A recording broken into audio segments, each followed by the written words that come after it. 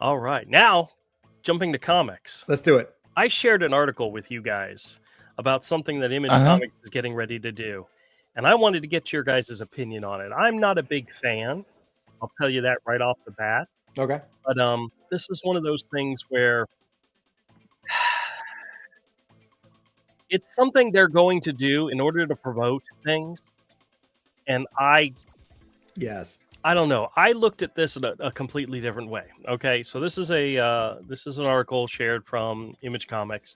It says Youngblood will dominate shelves with team up variants across 30 different series next month. Now, of course, in the comics themselves, Youngblood characters are not going to appear. This is simply cover art. This is simply selling a cover. And the example they give is the Walking Dead Deluxe. This is one of the issues, the upcoming issue, where it's got Negan and whatever that guy's Chapel. Was that his name? Chapel.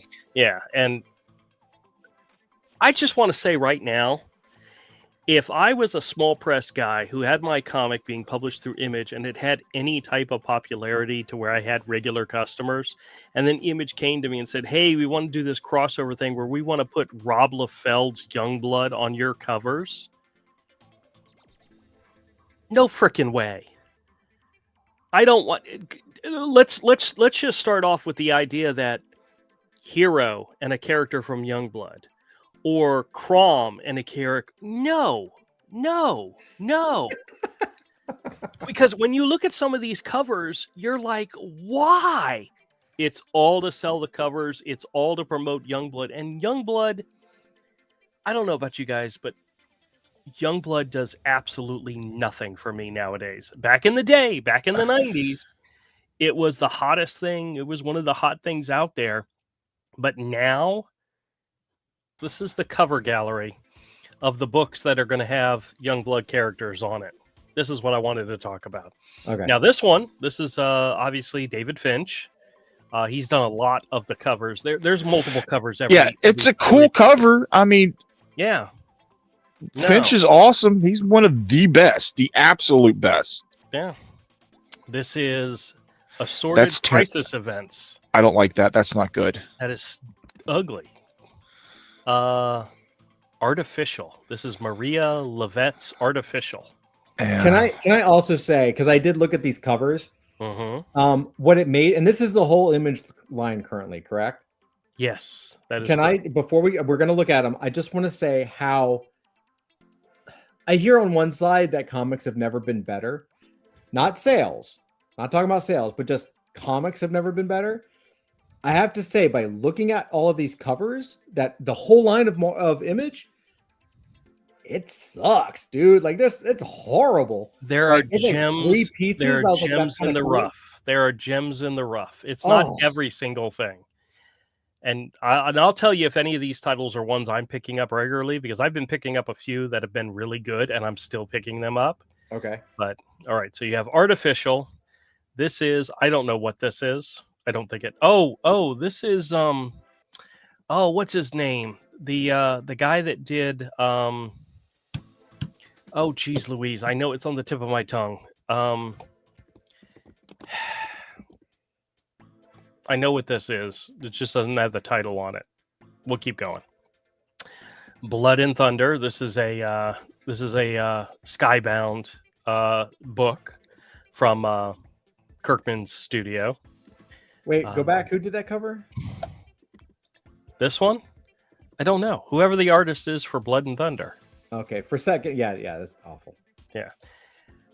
Geiger, this kind of surprises me with the guys from Ghost Machine, but oh well. That's not bad. That's Gary Frank. Yeah, this is the Gary Frank title. I don't know why. It doesn't need Youngblood, but they're going to do it anyway. So whatever. They don't have a choice.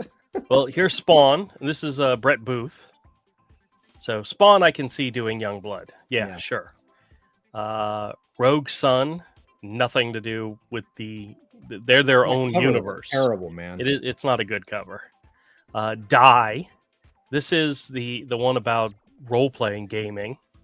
So they're throwing them in to whatever. It's just bad. The Power Fantasy, which I don't know anything about that title. That's a bad cover too. This is, I think this is, what's the, damn it. I wish they would have the titles here, and it's not on the covers. Local Man, I think is what the title is. Local Man. Okay. This is the Lucky Devils.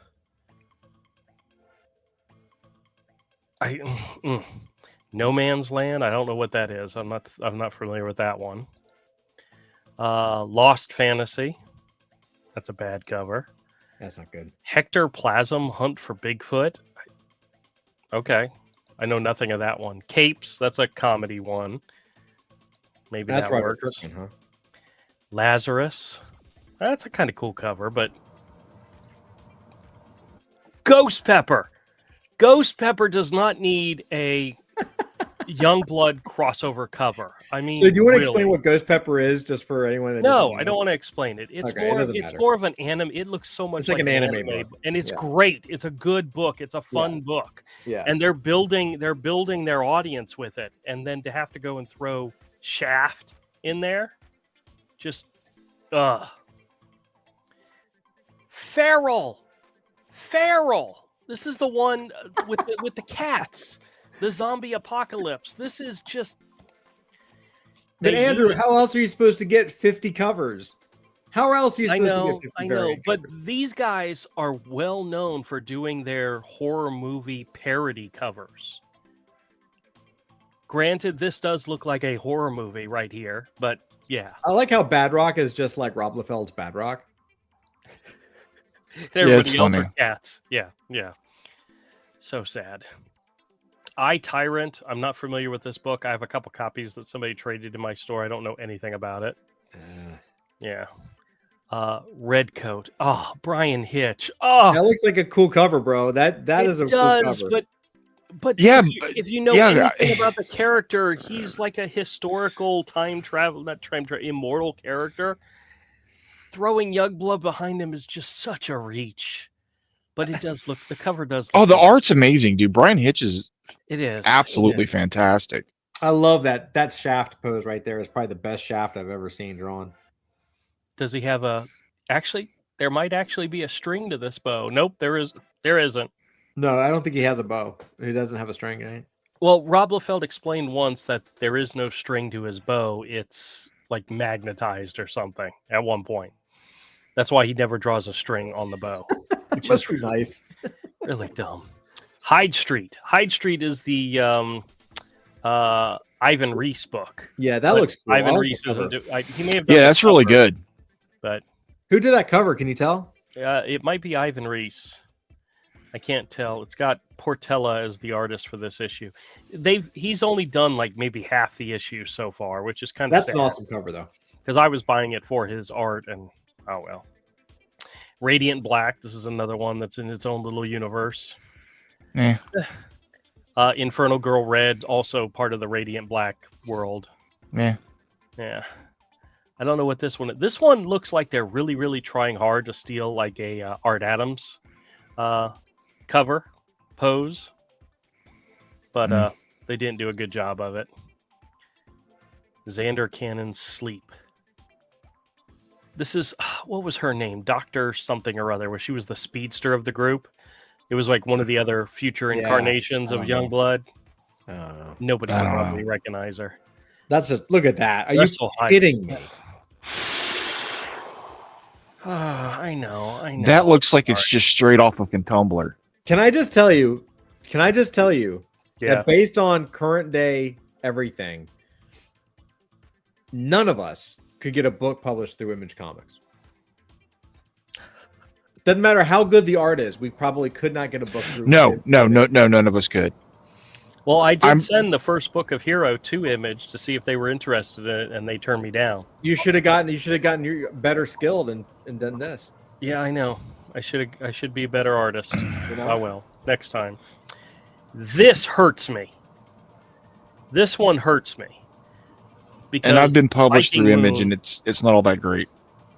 Viking Moon is starting out as a pretty cool book, and this gimmick crushes me. Why? Seeing this, it just crushes me that they would do something like this, you know?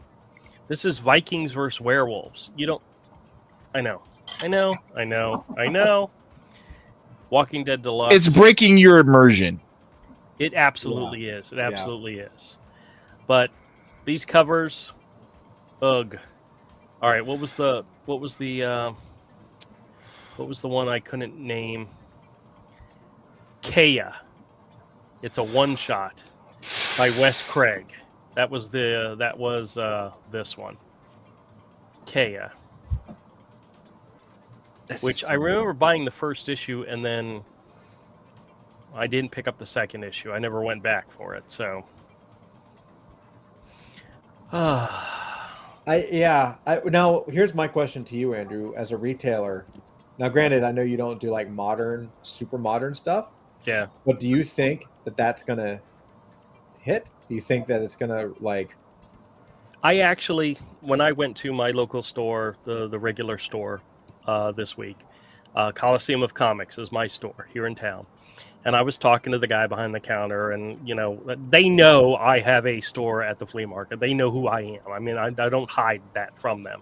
I don't go into their store and advertise. I don't go into their store and say, hey, you should go check out the flea market. I don't tell that to people. I just go in, check out the new stuff, chit chat, say hi, and then I leave. Right. And I was telling him, we were talking about some book that came out this week that was popular. And I told him, I said, yeah, whenever anybody asks me, what's the hot best sellers? I tell them, go to Coliseum and ask them what their hot bestseller is. But if you want to know what people are trading in because they're not happy with it, come ask me. And I told him, I said, I've already got people trading in Hush 2. And he was shocked by that. He was a little surprised by that, but he's like, yeah, I've been hearing a lot of people aren't happy with it. And I said, yeah, well, they're reading it and going, I'm not keeping this, and trading it in. Which means if you want to buy it from me at a discount rate instead of cover price, that's the best time to buy it. But you'd be surprised at what gets bought at the store and is popular and how quickly people trade it back in. Now, Coliseum, I don't know if they'd even take trade backs in like that. They're not going to take something they have on the shelf, you know? Whereas me, I don't have it on the shelf, so I gladly take it. I'll find somebody who'll buy it for $1 or $2 less than the cover price, you know?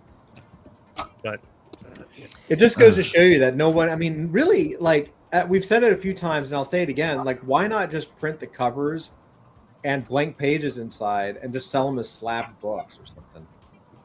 I'm sure there are some. There are some out there that have been done that way. Just polybag the comic. It's about the cover. The inside doesn't matter.